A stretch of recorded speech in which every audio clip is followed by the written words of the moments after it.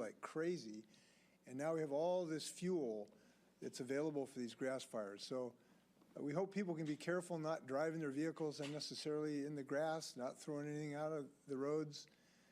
This is a safety issue. We hope people can share our sense of safety this year. We've had a successful launch of our 988 line. I want to congratulate the Department of Health, the Healthcare Authority, and the many federal partners who've worked with us on the launch of this 988 service so that people can get better mental health connections during a crisis. This is just the first step in really implementing an enhanced crisis response system, but it is an important step to get this technology in place.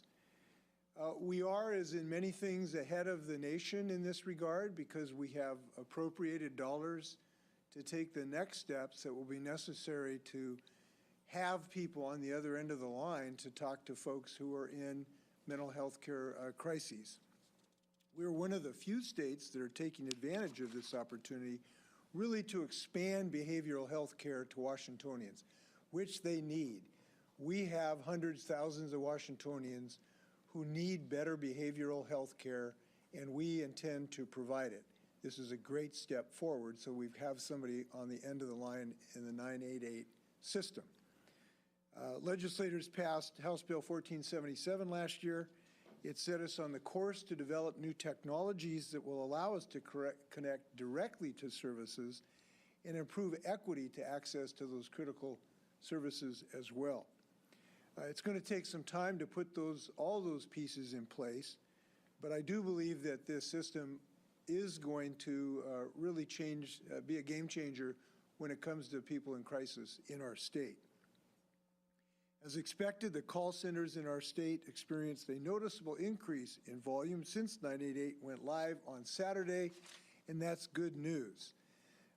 We're seeing a rising number of people, unfortunately, who've had debilitating mental health problems and who have considered taking their lives. This calls for an enhanced action. I'm glad we're taking it in our state. Again, thanks for everybody who are working on this project. We also have another system starting, which is leading the country. Our Department of Revenue has launched the new website portal for the Working Families Tax Credit. People can now go to workingfamiliescredit.wa.gov, workingfamiliescredit.wa.gov, to see if they're eligible for a benefit directly from the state of Washington to help them with their financial needs. We estimate that there are about 420,000 Washingtonians who will be able to receive a check or a direct deposit of up to $1,200. We hope this is going to help some of the families in the state of Washington who are most in need. That's almost 500,000 Washingtonians who are going to get money directly back from the state of Washington. Starting next spring, we actually believe that that money can be distributed. So if people are interested in their eligibility, I encourage them to go to that porthole to have a little good news coming in the months to come. This credit is going to be available for people in the upcoming tax season. We're doing extensive outreach and promotion to make sure people know about this really great opportunity, and I believe people will be happy about it. This work is possible because the legislature passed House Bill 1297 last year. We Democrats have been working on this for years, and we've got it going now. So I want to thank the people at DOR to actually are implementing this tremendous benefit for some of the Washingtonians most in need. I'd like to give you an update on our efforts to reduce the number of people who are living in squalor on our right-of-ways, on our state right-of-ways. This morning I met with Department of Commerce, Department of Transportation, and our State Patrol about these efforts, and I am pleased to say that we're making some solid progress in this regard. And that is in part because we've had really good cooperation from our local partners working on this, particularly in Thurston County, frankly, where we've had some early success removing some of these campgrounds and providing people alternative places to be safe under a roof and provide them supportive services. In just the first month, we've worked with several local governments and nonprofits to help people move out from 4 sites. This is just the beginning of a long project. But I want to note how significant this is. Just in the sites that we've done so far, which is just the beginning, we've removed over 40 tons of trash just from these several sites, over 100 propane tanks from one site. These are substantial problems that need correction, and I'm glad that we're moving forward as rapidly as humanly possible. Fortunately, we were successful in working with the legislature to come up with substantial appropriations to be able to afford to do this work, because it is work to get people to coordinate with options so that they can be safe and not be unsafe on our right-of-ways. So this work is going to continue. I believe you will see some significant improvements on the I-5 corridor in the months to come, and we already have started that progress. We have also discussions underway with our partners in Spokane. We know that there's a very significant encampment in Spokane that we talked about some alternatives for today. So the news is we are making progress on our right-of-ways. We continue to do so, and we are accelerating this as much as humanly possible. Now, to do so, we have to free up sites for these folks to be in, and we are doing that in the whole slew of alternatives, from tiny home villages to hotels to existing low-income housing, and eventually into permanent housing, which fortunately we've had almost $900 million appropriated this year, the biggest in Washington State history, so we can build more housing. I do want to make a note, though, that is of continuing interest to me. We have to realize that the ultimate solution to this, we know we have to give people better mental health. A lot of these folks have mental health challenges. We know we have to provide chemical addiction problems to get out of that cycle of chemical addiction. But fundamentally, we have to build more housing. Because if we've got 1 million people moving into the state, and we're only building housing for 250,000, we're going to have a housing problem. And we do because our state is so successful in our economy. We're the best economy in the United States. We got tens of thousands of people moving in, and we need to build housing to accommodate those folks. And to do that, we're going to need the legislature next year to step up to the plate to remove some of the restrictions that are presently stopping us from building housing for these folks. We have zoning laws in our state that make it impossible for us to build enough housing for people. And what do? You get a housing and homelessness crisis. So we're going to be working with folks in the legislature. We're going to have some meetings with the Washington State cities, and we're going to have to get some help from the legislature. We didn't last year. And so we're going to have to put pedal to the metal in the next session of the legislature. If people want to reduce homelessness, people need to get behind this effort to give us a place to build housing. And that's, I believe, a moral responsibility of us in the state of Washington. I want to address the very disheartening and disappointing failure of the U.S. Congress to be able to fashion a climate change approach for the United States. I know we are all maddened by this. It is unfortunate, but my central message is we cannot be disheartened. We do not have the luxury of being disheartened. We have to put pedal to the metal now and recognize that our destiny is in our hands. And that means we have to accelerate our efforts in our own state with the tools that are now available to us to fight climate change. If we were putting 20 PSI into this effort last week, we need to put 40 PSI this week, because we are the game in town in the state of Washington and other states that are moving forward. I had a discussion with Gavin Newsom, Governor Newsom of California, and Premier Horgan of British Columbia this morning about this subject. I am pleased to say that we're not alone in this. The whole West Coast is united in this, and we are going to look for every way that we can accelerate our efforts in this regard. It is both necessary that we drive faster on this effort, and it is possible to drive faster on this effort, because Washingtonians understand that we're creating jobs by building a clean energy economy. Now, we also will be encouraging and insisting that the administration use every tool that they can bring to this job. If they've got a wrench in the regulatory system, we need the administration to use it. If they've got a screwdriver, they need to use it. If they've got a hammer, they need to use it. And fortunately, the administration does have quite a number of tools that they can use through their executive authority. Today, the president started that effort. He took some wise decisions to try to help the development of the offshore wind industry.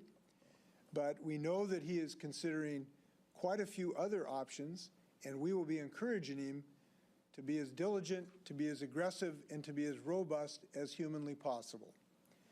When your house is on fire, you grab every single bucket you can find. And now we will look forward to the president to grab every bucket that is available to him. And we encourage him in that regard. Times are wasting. In the next several weeks, we hope that he will have more good news for us in that regard. And we will do everything we can to help in that discussion. But I want to reiterate, whatever happens in D.C., Washington needs to be on the job. And the fact is that even though we have arguably the best climate laws in the United States today, we still are not meeting our climate goals with the existing laws on the books. So both our state legislature and our executive branch is going to have to increase our efforts if we are going to meet our climate goals. I note particularly in the installation of dirty gas. I think one of the scientific principles about climate change is, like everything else in life, when you're in a hole, stop digging. And we need to stop digging the hole deeper and using what used to be called natural gas, but which is now known scientifically as dirty gas. This dirty gas is dangerous to the health of our children. It's dangerous to the climate. And in the next few months, we're going to need to take more action to stop digging that hole any deeper. So I'll look forward to working with the legislature and other partners in this regard. And by the way, I don't want to diminish the progress we've made. It's nice to be able to say we've got the best climate laws in the United States. We got to recognize the reality that Mother Nature doesn't really grade on effort. She grades on results. So we got some more work to do. A note on COVID. We know that we have had significant rise of infections. And the one thing that I will say is we really encourage people to get that booster. And something like half or less of Washingtonians have received the booster.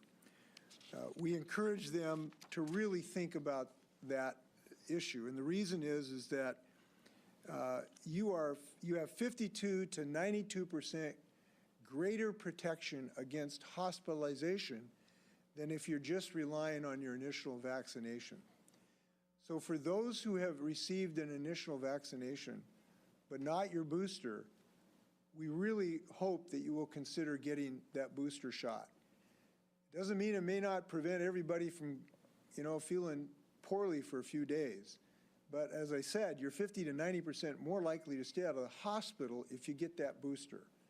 We got plenty of access to it now, and we look forward to people, particularly of a little bit of age, to make sure they get that. That would really help them up, us and the whole state of Washington. With that, happy to stand for your questions. Governor, King County's election director has asked the sheriff's office to investigate surveillance signs that have been placed near some ballot boxes. Have you had any conversations with the Attorney General or the Secretary of State about this, and are there any plans to address this at the statewide level? Well, I have not had those conversations, but I am pleased that the King County Police or investigatory agencies are going to get to the bottom of this. This is an outrage. This is an absolute affront to everything we hold dear, which is the vote, the right to vote. Democracy is our greatest blessing, and this is an assault on democracy. It is a clear and obvious intent to intimidate people, to stop them from voting for people that they disagree with.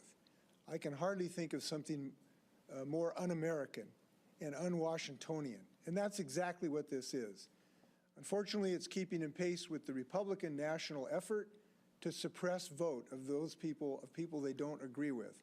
Efforts to close voting on Sundays when black communities vote. efforts to remove voting places in poorer communities. This is part of a national, frankly, disgusting effort of the Republican Party to suppress this vote. And I understand some of them are trying to run away from this, but I have to tell you, it infects that party right now, and I'm very angry about this. So I'm glad that King County is moving to investigate this voter intimidation. We will follow the results of the investigation. There might be possibly the additional need for additional legislation in this regard, because people ought to be able to go to the ballot box and drop their ballot in the mail without feeling that they got some secret group monitoring their behavior. And that's exactly what they're trying to do to intimidate people from voting. So, yes, we will be taking whatever next action is necessary to stop this behavior.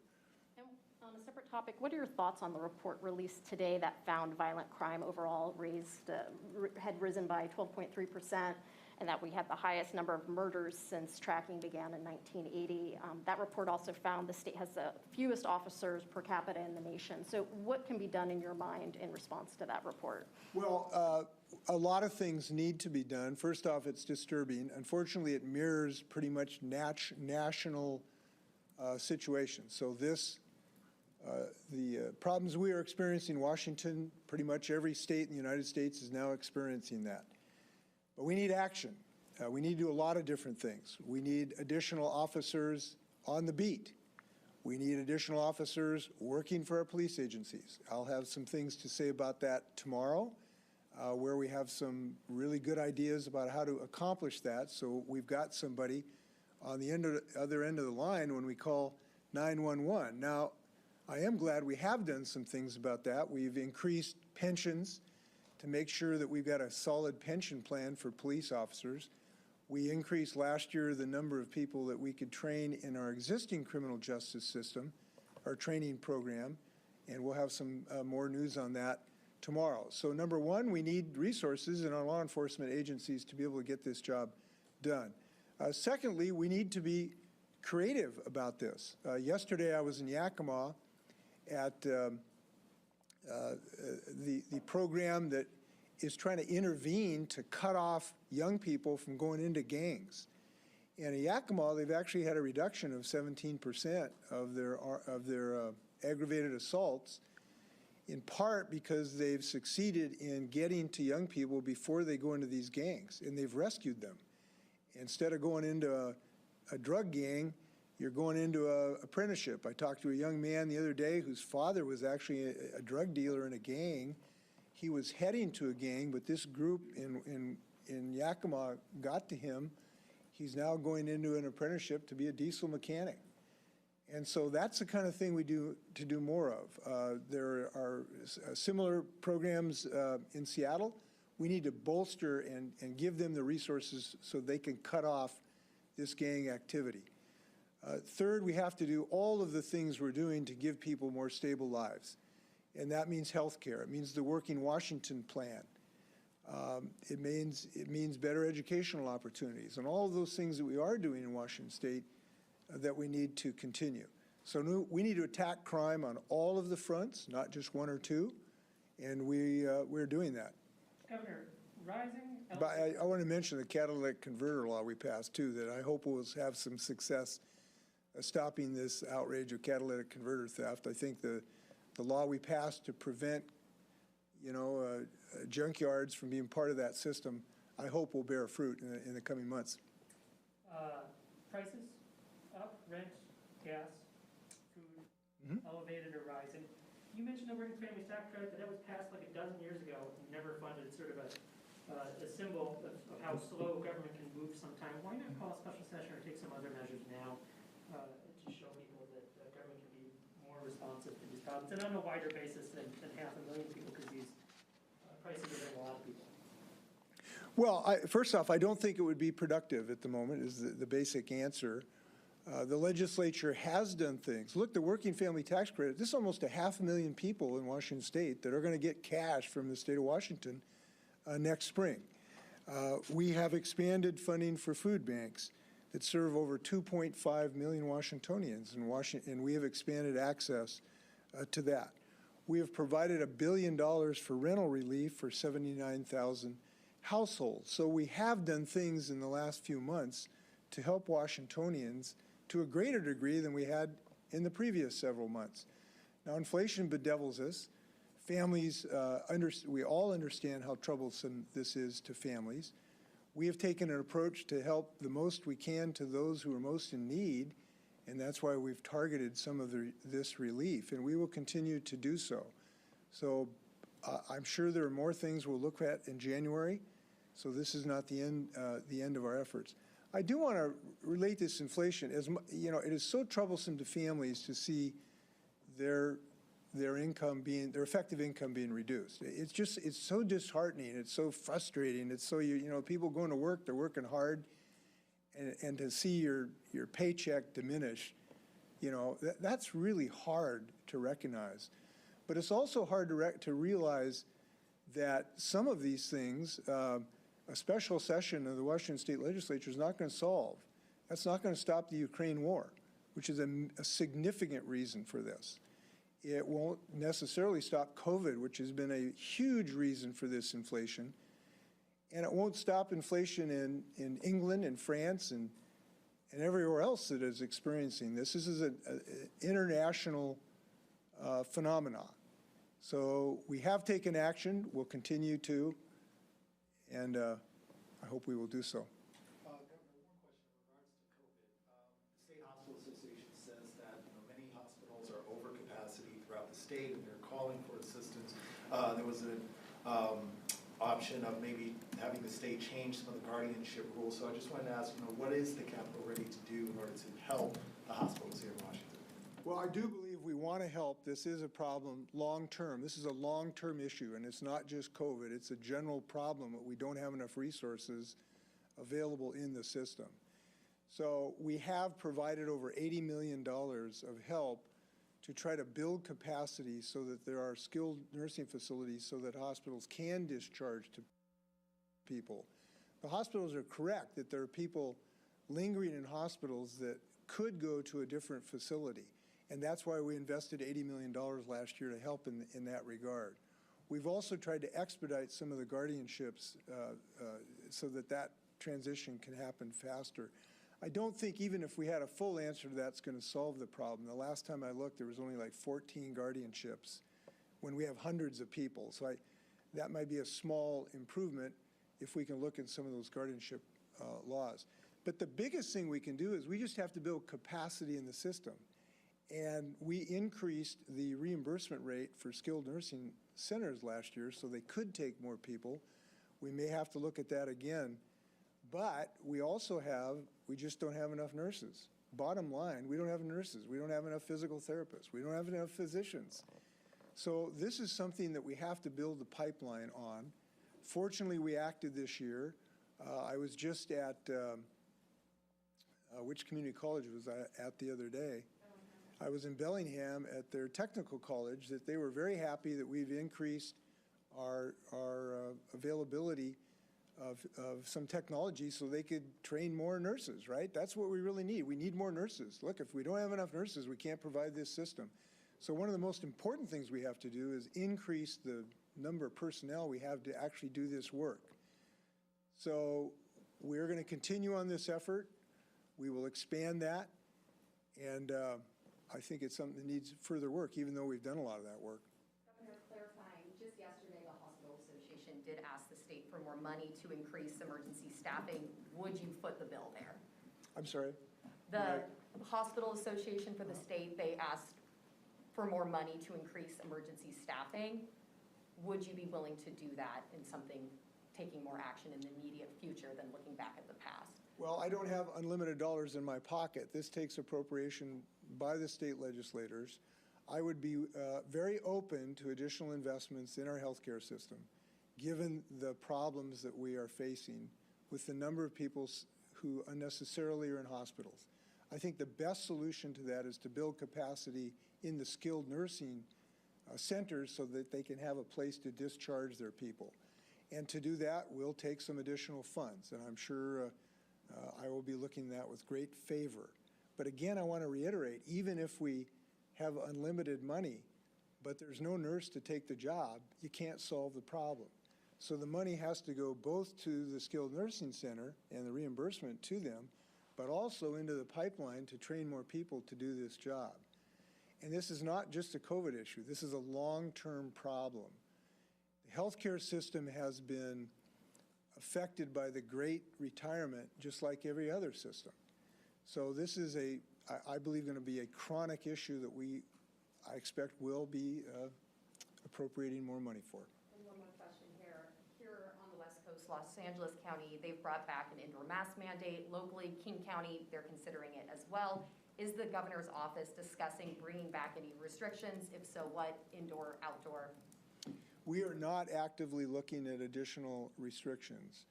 But I want to reiterate, I do believe people can get this booster a lot more frequently, and I really hope that they do. That's something that we really, really need. To only have half the people protected is disturbing to me, frankly. I care about these people, and this booster is going to save lives. People are still dying of this disease, fortunately less, because of our incredible medical, brilliant people who've created Paxlovid and better ways of treating this. But it's still a deadly disease, so we hope people will think about that. Governor, the Western Governors Association is meeting in Coeur d'Alene next week, and there are a number of governors, both Democrats and Republicans, who are scheduled to go, but you, as of now, are not. Is there a specific reason why you won't be in attendance? Well, I have higher duties here in the state of Washington. I guess I think there's some things I can help Washingtonians more here than going to that particular organization. Governor, you have touched on climate change. What specifically from President Biden's next steps announced today can we expect to see come to fruition here? Do we know yet how much FEMA funding we'll be getting, and when can we expect to see that happen in the state? Well, I don't have a blueprint from the president. Like I said, I think what he did today to help development offshore wind, which, by the way, is an opportunity for Washington State, too. We have tremendous offshore wind potential in Washington, some of the best in the world.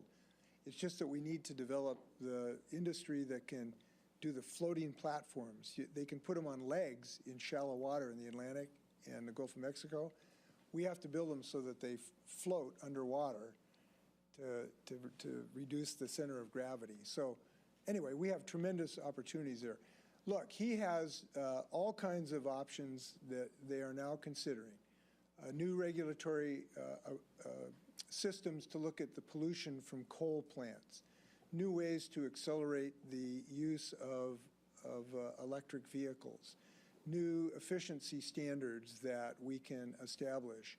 There is a whole slew of these measures that I don't think even this Supreme Court could touch, that certainly can be very effective in reducing carbon pollution. All of those need to be on the table, and we should ask and expect the president will use every single one of them that's available to him. It's absolutely necessary.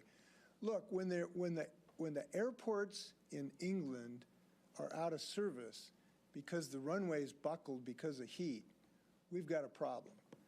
And you can't overstate it. I saw a picture the other day of people in Switzerland or Italy who were covering their glaciers with white tarps so they wouldn't disappear. You just can't overstate how immediate this problem is. So we will be insistent that the president exercise every single tool available to him under the U.S. Constitution. And I do believe he's considering a whole slew of those. So I will look forward to his bold action. So with the funding that's going towards the efforts to reduce people on right-of-ways, are you so far staying under funding? I think there was $45 million for the Department of Commerce and $8 million for WashDOT. Is that still being met? Is that goal still being met? Are there any talks about increasing that funding in any additional years after this? Not at the moment. The Department of Commerce has found some additional funding, significant additional funding above and beyond that $45 million that can be used for this purpose, and they intend to use it. This is a full-scale effort to end people living in squalor on our right-of-ways, which are a danger to them and a danger to the traveling public. So at least in the next several months, I think money will not be the problem. We just need to have really good cooperation from cities and counties and nonprofits. This has to be an all-hands-on-deck effort, as I indicated, we're really happy. We got some great early cooperation with Thurston County and the City of Olympia, which we really appreciate. And we're heading to some MOUs in King County that I think will be very productive. Some of your agencies are planning for the post-pandemic period. I think the President National Emergency Declaration is now scheduled to end in October, and the state would get notice. I wonder, first, can you tell us what you're hearing from the administration about the potential for lifting and ending the national emergency, if you would do the same? And then secondly, I wonder if you just, are you considering keeping the vaccine mandate for state employees in place after a national emergency and state emergency are lifted? I don't have any information to share with you about what the administration is thinking. We are intending to, as a manager, as an employer, we do intend to keep our people safe by using the vaccine, even after the state of emergency is lifted. So that would be our intention. I know there will be discussions with the employee unions about that in the next several weeks. We think that makes sense to save people. It's just such a heartbreak when you lose a good state employee. As I've told you many times, the heartbreak I had, and I went to a funeral of a correctional officer who didn't get vaccinated and left a 9-year-old daughter, and listening to her talk, I just felt it was the right thing as a manager to keep a safe workplace and keep people safe. So that will be retained after the declaration of emergency leaves, and we have the authority to do that as the employer. We're just an employer like anyone else, and we have the legal right to do that, which, by the way, are legal rights which have been challenged.